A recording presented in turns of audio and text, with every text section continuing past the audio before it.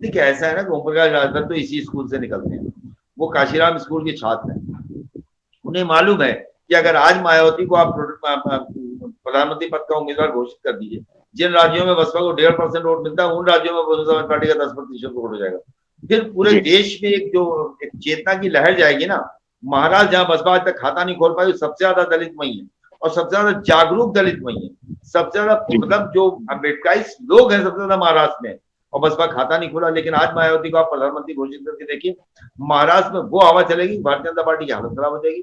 Madhya Pradesh, Rajasthan, south के राज्यों में, केरल में, आसाम में, जहां जहां भी शेड्यूल कास्ट है वो मायावती प्रधानमंत्री। और कौन कह रहा है? कांग्रेस से मिल लेकर तमाम दल कह रहे हैं कि मायावती को प्रधानमंत्री बनाएंगे। तो वो फिर जो एक हवा चलेगी, वो फिर मायावती को सचमुच प्रधानमंत्री होने से नहीं रोक पाएगी। ये बात ओम प्रकाश राजभर को पता है।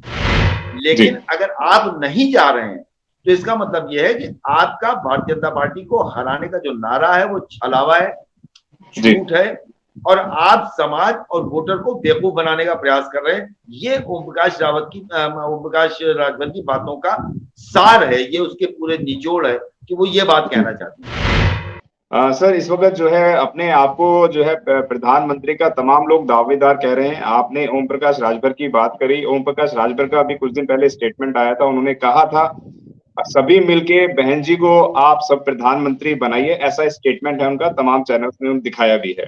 सब मिलके बहन जी को प्रधानमंत्री बनाइए तो मैं बिल्कुल एक फोन कॉल पे आ जाऊंगा और 2 घंटे पहले भी पहुंच जाऊंगा।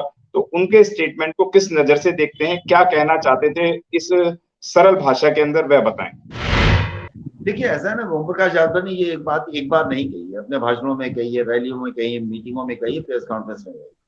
उनका कहना है कि अगर आप भारतीय जनता पार्टी को हराना चाहते हैं तो हराने के लिए एक मतलब आपके पास जिद है। तो इससे जी कहने से पहले मैं आपको बताऊं कि जैसे भारतीय जनता पार्टी कांग्रेस मुक्त भारत चाहती थी।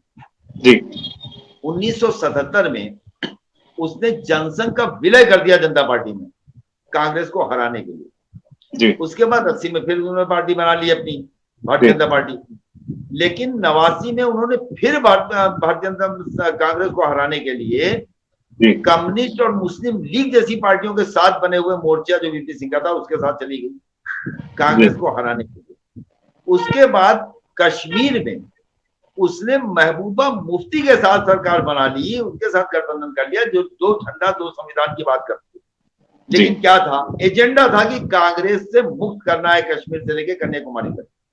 जी आप मोदी हटाओ की तो बात कर रहे हो, और जिसकी कोई राष्ट्रीय किसी की कोई छवि, इमेज, हैसियत नहीं है, वो जी अपने आप को प्रधानमंत्री पद का दावेदार मानता है।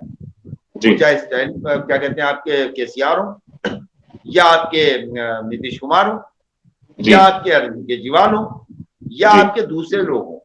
देखिए जी गांधी परिवार को तो कुछ हो ना हो, भाई राहुल गांधी है, भाई ठीक है, इंदिरा गांधी के पोते हैं, नेहरू के परिवार से आते हैं, वो अपने आप राष्ट्रीय उनकी एक स्वीकारता है, प्रियंका हो, जी सोनिया हो, कोई हो।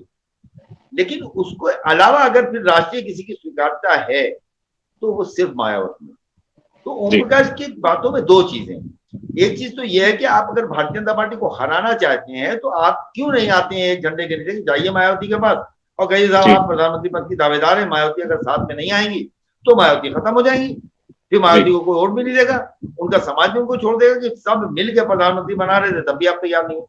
जी लेकिन अगर आप नहीं जा रहे हैं तो इसका मतलब यह है कि आपका भारतीय जनता पार्टी को हराने का जो नारा है वो छलावा है, जी झूठ है, और आप समाज और वोटर को बेवकूफ बनाने का प्रयास कर रहे हैं। ये ओम प्रकाश राजभर की बातों का सार है, ये उसके पूरे निचोड़ है कि वो ये बात कहना चाहते हैं।